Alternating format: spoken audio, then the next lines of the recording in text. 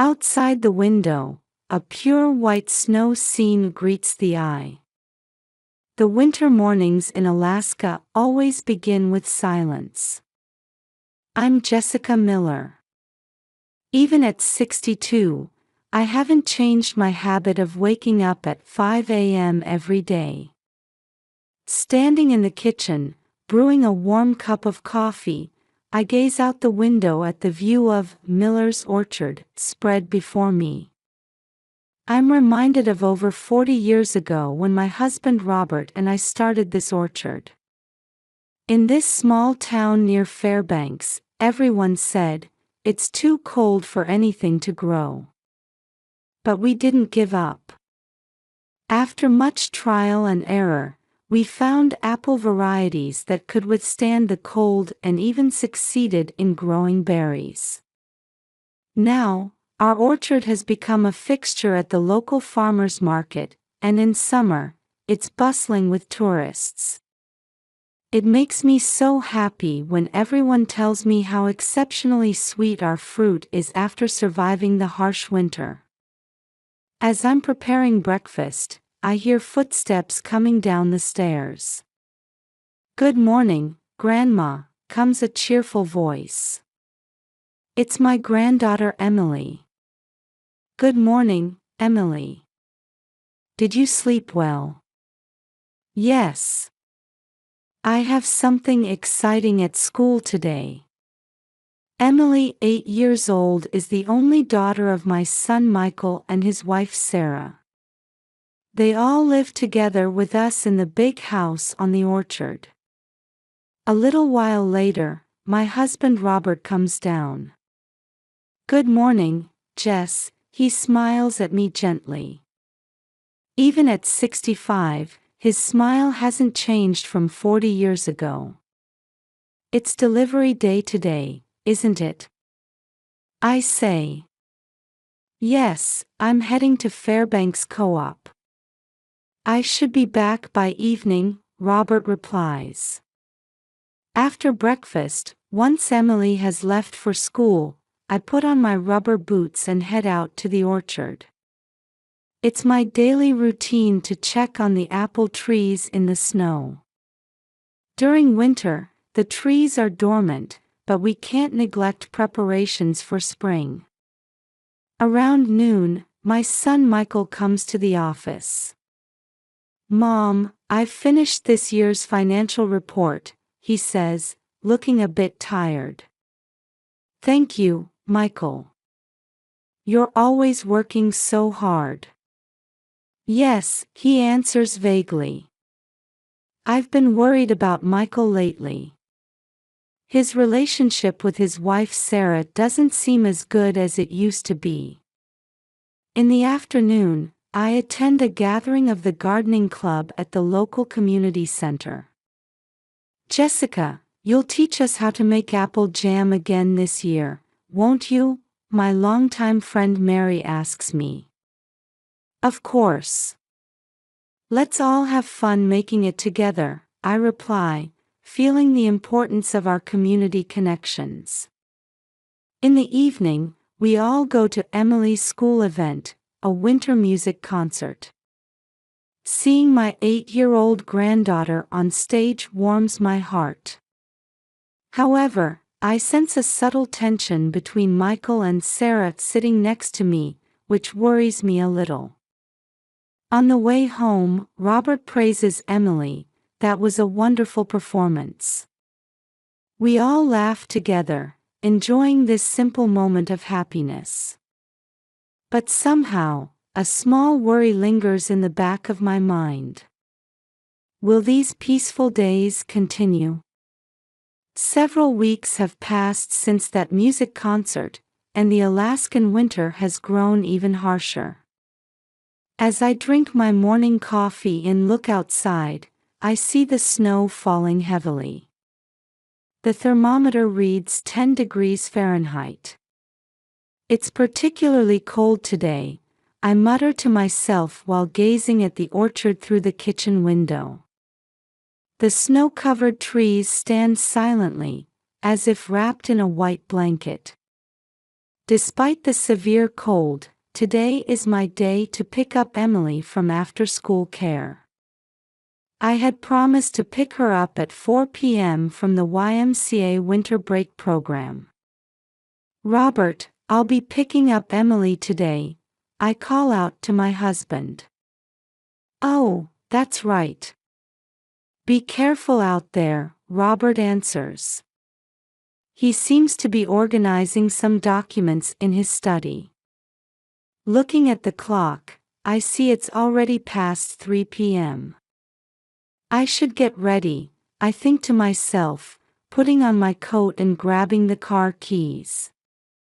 As I step outside, the cold wind stings my cheeks. I quickly get into the car and try to start the engine. However, when I turn the key, nothing happens. That's odd. I think, trying a few more times, but there's no response. Feeling uneasy, I get out of the car and call out to Robert. Robert, it seems the car battery might be dead. He looks a bit surprised and says, that happens often on days this cold. It's an old car, after all. But I need to pick up Emily, I say, feeling anxious. Robert offers, should I go instead? No, it's all right. Don't you have an appointment to get your watch repaired today? I remind him. Robert is a collector of old pocket watches and had mentioned going to the town watchmaker today. Oh, that's right. I completely forgot, Robert says, lightly tapping his forehead. But if Jess's car isn't working, I'll borrow Michael's car, I suggest. My son is working from home today. I go back inside and knock on Michael's door upstairs. Michael, do you have a moment? What is it, Mom? Michael pokes his head out. The car battery is dead. Can I borrow your car to pick up Emily? Michael seems to think for a moment. Ah, I see. Sure, go ahead, he says, handing me his car keys. Thank you. I'll be back soon, I say as I head down the stairs. When I return to the entrance, Robert is still there. Everything okay? He asks. Yes, I'm going to use Michael's car, I answer. For a moment, I thought I saw Robert's expression cloud over. Was it my imagination? I see. Be careful out there, Robert says. I get into Michael's car and start the engine. It starts up fine, and I feel relieved. I see Robert's figure in the rearview mirror as I drive off. The trip to the YMCA usually takes about 20 minutes. However, with the heavy snow and poor visibility today, I need to drive carefully.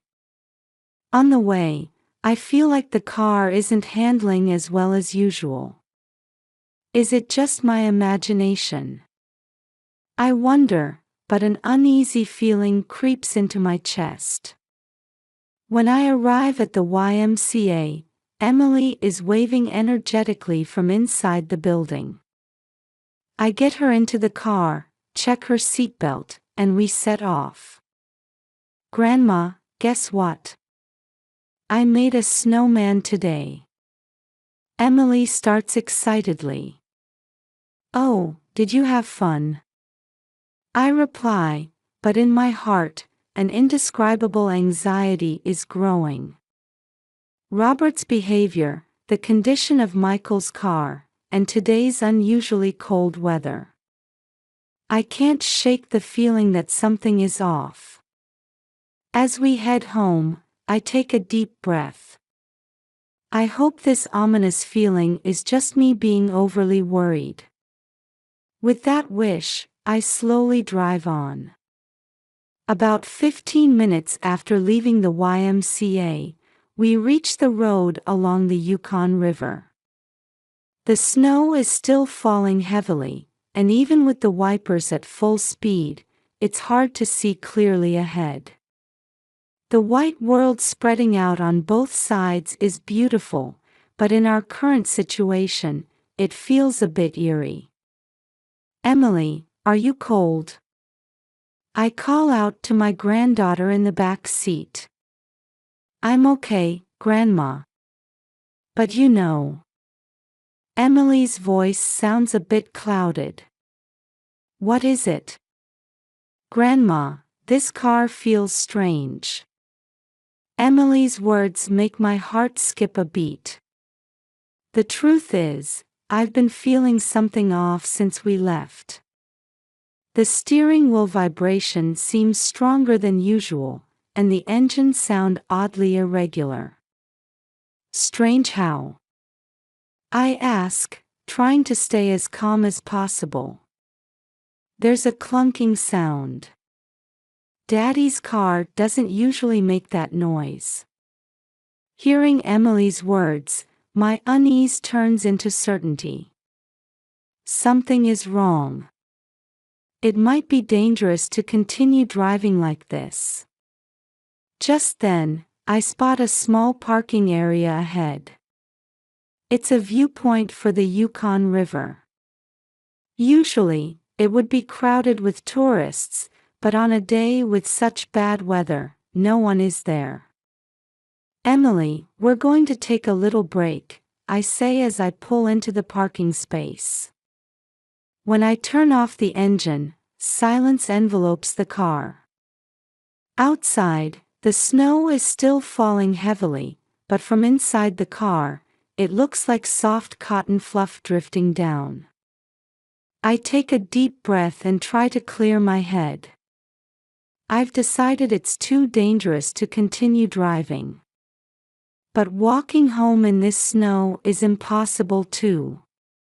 "Emily, Grandma is going to call a taxi. Can you wait a little longer?"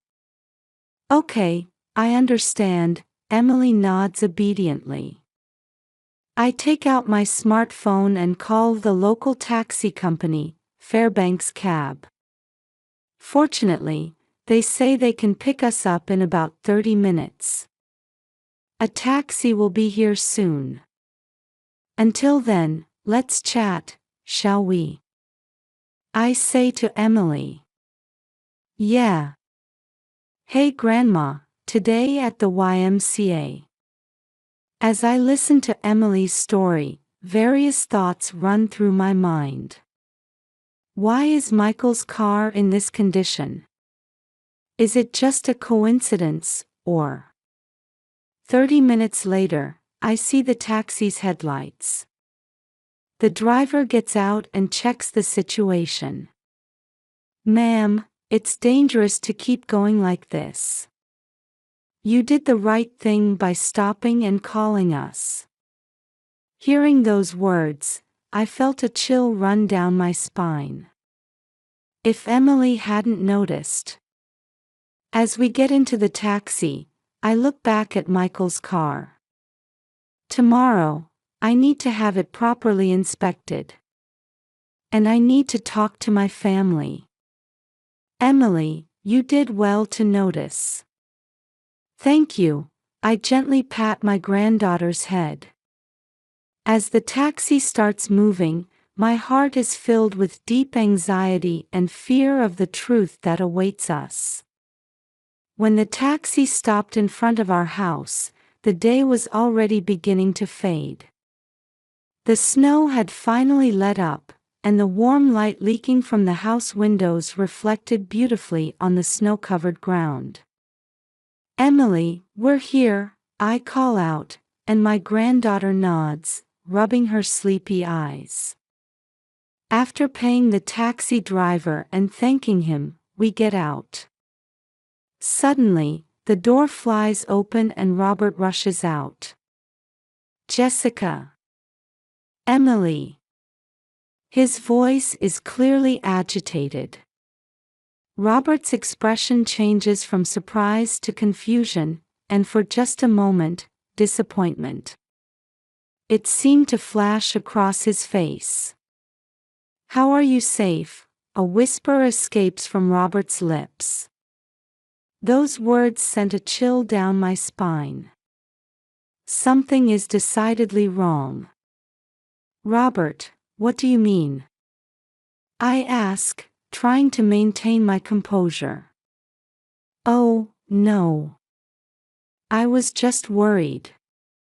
With this terrible weather, he hurriedly tries to cover up, but his eyes remain fixed on us. "Emily, go inside. You must be cold," I urge my granddaughter into the house. Once Emily is inside, I turn back to Robert. "About the car, we need to have it checked properly tomorrow. It started acting up on the way." "I see."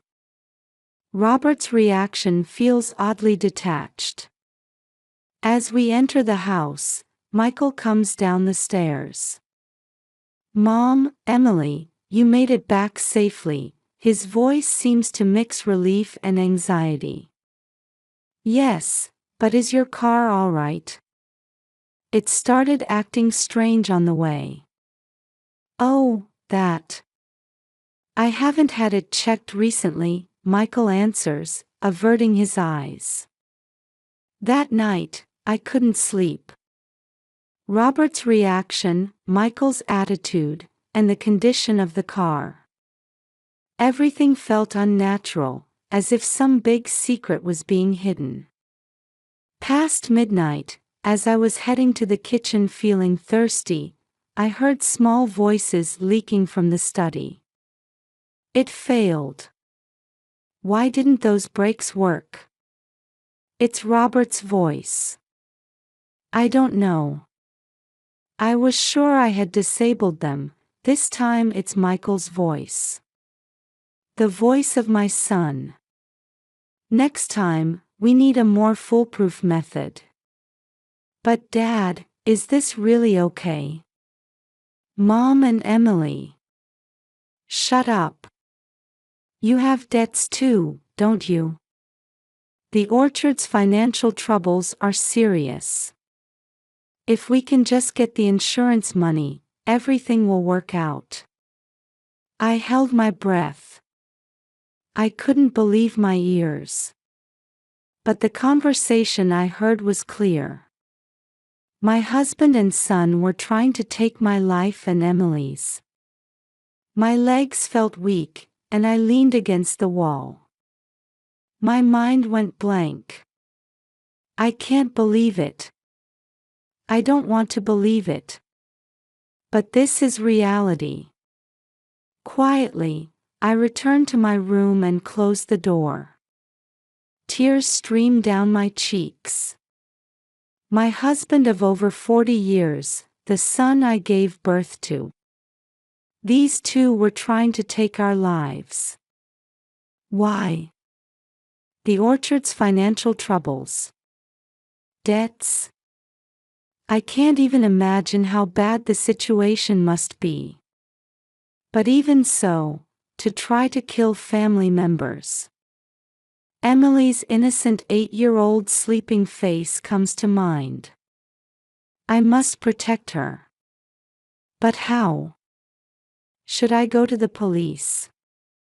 But there's no evidence. Would I have to report my own family? As the morning sun begins to shine through the window, I finally make up my mind. First, gather evidence.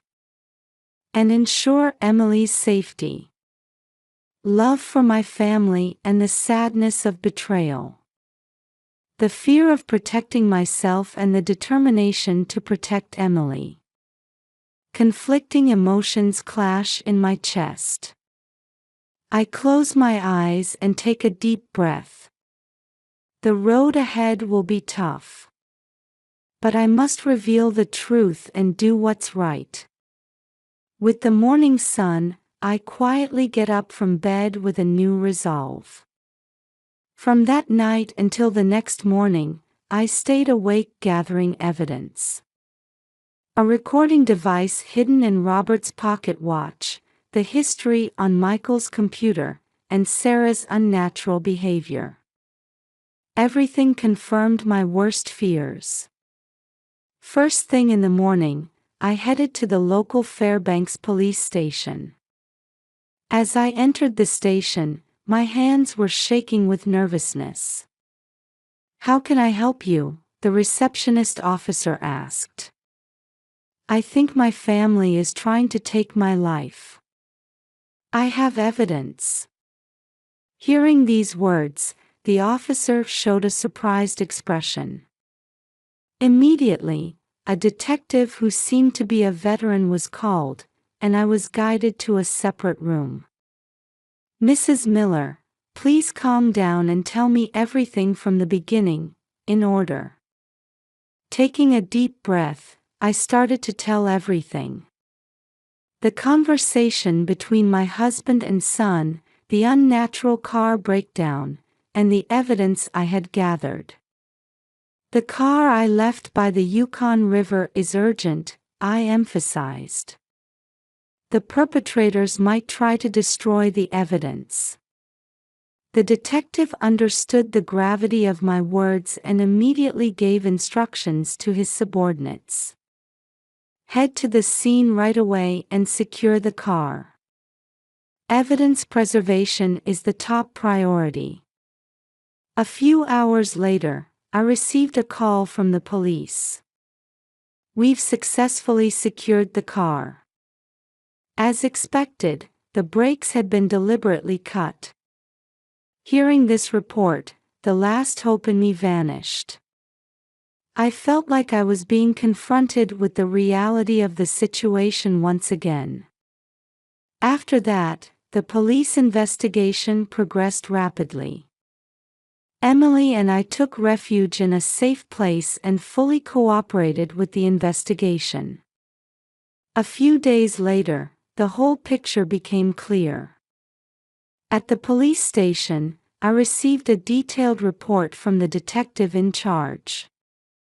"Mrs. Miller, I'm going to share the results of our investigation." The detective's expression was stern, but also showed a hint of sympathy. "Yes." My voice was trembling. The brakes of the secured car were indeed deliberately cut. It seems to have been a meticulous plan to stage an accident on the snowy road. I held my breath at those words. "Furthermore, we found evidence of conspiracy between your husband, Mr. Robert, and your son, Mr. Michael. There were email exchanges between the two and suspicious movements in their bank accounts." The detective paused for a moment, gauging my reaction. I nodded for him to continue. "Regarding the motive, it seems the orchard's management was in a dire situation. Harvest yields had drastically decreased due to abnormal weather in recent years, leading to substantial debt. Moreover, Mr. Michael had separate debts as well." I had no idea about any of this," I said. "Yes. And it seems they had their eyes on your and your granddaughter's high-value life insurance policies. They probably thought all their problems would be solved if they could get the insurance money." I couldn't hold back my tears. I had worked so hard for my family. Why didn't they come to me for help? And the detective hesitates a bit before continuing. "We've discovered that Mr. Michael's wife, Mrs. Sarah, was also aware of this plan." "Sarah too." My heart was completely shattered. Mrs. Sarah wasn't directly involved, but she knew about the plan and didn't stop it. Rather, it seems she was in agreement with it. After hearing everything, I let out a deep sigh. What happens now? Mr. Robert and Mr. Michael will be arrested for attempted murder and attempted insurance fraud. Mrs. Sarah will likely be questioned on suspicion of conspiracy. Reality weighs heavily on me. The betrayal by my family, the orchard's crisis, and our future life. However, remembering Emily's smile, I renewed my determination. I vowed in my heart to overcome this ordeal and build a new life. Following the police investigation results, the prosecution swiftly moved to press charges. When the trial began, local media reported extensively, throwing our small town into turmoil. When I first faced Robert, Michael, and Sarah in court, my heart was filled with complex emotions. Those who were once my beloved family now sat in the defendant's box. The trial lasted for several weeks, and I took the witness stand. While speaking, I kept Emily's face in my mind, mustering all my courage. On the day of the final arguments, the prosecutor demanded severe sentences. The defense pleaded for leniency, but the evidence was clear. On the day of the verdict, the judge sentenced Robert to 15 years and Michael to 10 years in prison. Sarah received a 2-year suspended sentence. After the sentencing, Robert looked at me and said in a faint voice, "Jessica, I'm truly sorry. I was so caught up in the business." Michael also apologized tearfully, "Mom, the debts kept piling up, and I didn't know what to do." However, their words didn't reach my heart. As I was leaving the courthouse, Emily squeezed my hand and said, "Grandma, let's do our best together. Everyone loves your apple jam." Those words brought tears to my eyes that I couldn't hold back. When we returned home, I had to face the orchard's debts and management issues. As I was at a loss, our neighbor Martha introduced me to the Alaska Legal Services Corporation. "They'll surely help you. If you explain your situation, you should be able to get appropriate advice," Martha said. Encouraged by Martha's words, I contacted the Alaska Legal Services Corporation the next day. Speaking with a lawyer who listened attentively to my story, I felt a glimmer of hope. "Mrs. Miller, let's start by proceeding with the divorce and removing Michael from the orchard's management," the lawyer suggested. Hearing those words, I let out a deep breath. Divorcing my husband of over 40 years. Parting ways with my son. While my heart felt constricted, I knew I had to move forward, for Emily's sake and my own. "I understand. Please proceed," I answered. The following months were filled with legal procedures. However, unexpected support also came our way. The local community rallied to help rebuild the orchard. "Jessica, if there's anything we can do, just let us know," my longtime friend Mary said. She was the president of the local gardening club and gathered many volunteers. One morning, when I arrived at the orchard, more than 20 people from the community had gathered. Everyone was holding shovels and buckets, ready to help. "Everyone, thank you." I choked up with emotion. From that day on, the orchard began to transform little by little. With the help of the community, we pruned old trees and planted new saplings. An organic farming expert gave us advice on soil improvement, and students from the local university's agriculture department came to help as part of their research. Emily also eagerly helped out. "Grandma, this apple tree will surely grow big by the time I'm grown up," she said, looking at a sapling with hope-filled eyes. Legal issues were also gradually resolved. With the help of the Alaska Legal Services Corporation, we proceeded with the divorce from Robert and completely removed Michael from the orchard's management. However, many challenges still remained. Repaying debts, finding new distribution channels, and above all, securing Emily's future. But there was no turning back now. "Emily, you know what? Grandma has a new idea," I said to my granddaughter one day. "I'm thinking of starting an agritourism business at our orchard. How about apple picking and jam making experiences?"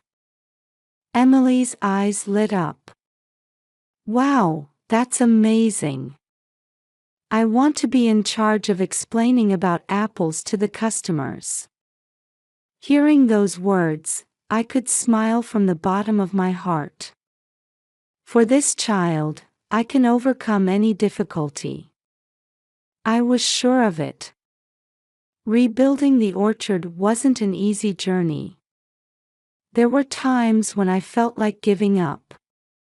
But Emily's smile and the support from the community became my emotional pillars. And slowly but surely, Miller's Orchard was reborn into a new form. 5 years have passed since then. Miller's Orchard has changed beyond recognition. Today, the Fairbanks Farmers Market is bustling as usual. "Jessica, the taste of this year's apple pie is exceptional," a regular customer calls out with a smile. Emily, now 13 years old, is enthusiastically explaining apple varieties to tourists. Her bright smile seems to heal the hearts of visitors. The other day, Michael, who was recently released on parole, visited the orchard. At first, I was hesitant, but after hearing his sincere apology and determination to rehabilitate, we've begun to walk the path of reconciliation little by little.